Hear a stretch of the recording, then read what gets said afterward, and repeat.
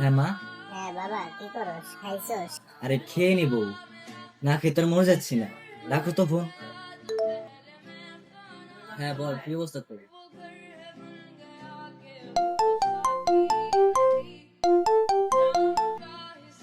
কি অবস্থা বাবু, কি করো? খাইছো তুমি বাবু? হায় হায়, বাবু কত কেয়ার করে আমাকে।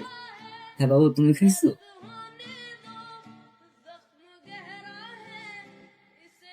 বাহ, মা ফোন দিলে ফোন সাইডে, আর গার্লফ্রেন্ড ফোন দিলে ছেলে সাইডে।